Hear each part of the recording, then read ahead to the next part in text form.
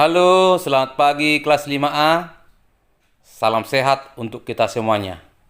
Hari ini kita belajar muatan IPS tentang 1. Pengaruh kondisi geografis sebagai negara maritim. 2. Manfaat letak geografis Indonesia di bidang sosial dan ekonomi. Yang ketiga, pengaruh kondisi geografis Indonesia terhadap budaya dan alat transportasi. Nah, inilah materi kita hari ini. Baiklah, sekarang kita mulai pelajaran kita, yaitu pengaruh kondisi geografis sebagai negara maritim. Indonesia merupakan negara maritim karena memiliki perairan yang luas. Kondisi geografis negara maritim juga mempengaruhi kondisi sosial, seperti pertukaran budaya saat pedagang luar yang singgah atau menetap di Indonesia. Luasnya perairan Indonesia berpengaruh pada mata pencarian masyarakatnya. Masyarakat yang tinggal di pesisir biasanya memiliki mata pencarian sebagai nelayan, petani garam, petani kelapa, pembudidayaan mutiara, pedagang, dan pemandu wisata.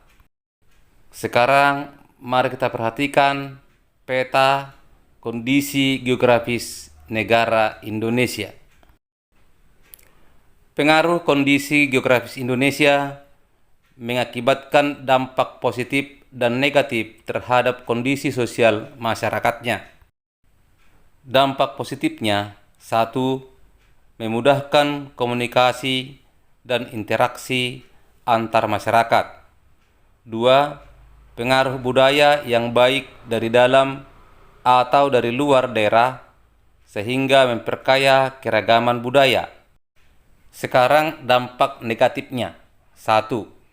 Hilangnya budaya asli karena tergusur oleh budaya luar. 2. Munculnya budaya-budaya baru yang belum tentu sesuai dengan budaya setempat. Baiklah, sekarang kita masuk ke pengaruh kondisi geografis Indonesia terhadap budaya. Indonesia memiliki kekayaan budaya yang sangat beragam. Salah satu kekayaan budaya Indonesia adalah beragam suku bangsa yang ada di Indonesia.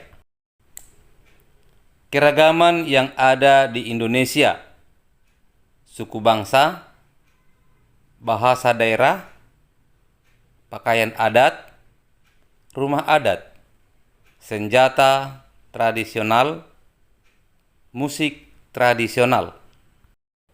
Baiklah, sekarang kita masuk pengaruh kondisi geografis Indonesia terhadap budaya. Pengaruhnya pada bidang budaya membuat Indonesia memiliki keanekaragaman budaya, akulturasi budaya dari berbagai negara, mempermudah untuk mengenalkan budaya Indonesia ke internasional. Pakaian Indonesia semakin modern. Budaya yang ada di Indonesia: rumah adat seperti rumah Bolon di Sumatera Utara, rumah panggung Kajang Leko di Jambi, rumah gadang di Sumatera Barat, dan lain-lain. Yang kedua, upacara adat seperti Sarak Gulo di Sumatera Utara, Ngaben di Bali, Barapen atau bakar batu di Papua. Yang ketiga, tarian daerah seperti Tortor dari Sumatera Utara, Saman, Aceh, tari wayang, Jawa, alat musik seperti gondang dari Sumatera Utara, gambuh dari Bali, angklung dari Jawa Barat, gamelan, Jawa, dan Bali. Kita lanjutkan dengan pengaruh kondisi geografis terhadap alat transportasi. 1. Indonesia yang terletak di antara dua benua dan dua samudra memungkinkan menjadi persimpangan lalu lintas dunia, baik lalu lintas udara maupun laut. Yang kedua, Indonesia bisa melakukan transaksi pembelian alat-alat transportasi, baik darat, laut, maupun udara dari negara lain lewat pedagang asing. Yang ketiga, berpotensi meningkatnya infrastruktur di berbagai daerah karena banyaknya wisatawan yang berkunjung. Nomor 4, peningkatan akomodasi angkutan massal seperti bus pariwisata.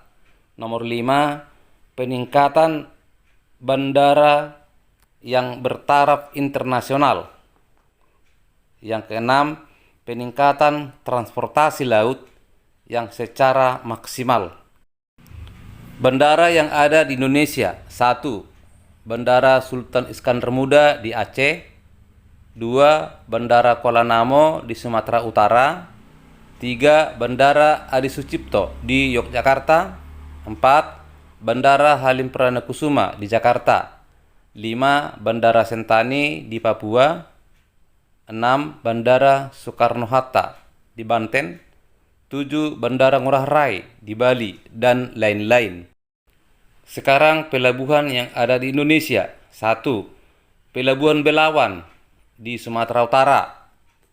2. Pelabuhan Merak di Banten. 3. Pelabuhan Tanjung Perak, Jawa Timur. 4. Pelabuhan Tanjung Priuk, Jakarta. 5. Pelabuhan Bakahuni, Lampung. 6. Pelabuhan Ketapang, Jawa Timur. Inilah pelajaran kita hari ini. Kita lanjutkan dengan tugas. Tugas kita nomor 1, jelaskan pengaruh letak geografis Indonesia bagi kebudayaan masyarakat. Nomor 2, jelaskan pengaruh letak geografis Indonesia terhadap transportasi masyarakat Indonesia. Yang ketiga, apa keuntungan laut yang luas bagi masyarakat Indonesia? Nomor 4, tuliskan jenis pekerjaan masyarakat yang tinggal di tepi pantai. Baik, kepada kelas 5A, inilah tugas kita. Sekian dan terima kasih.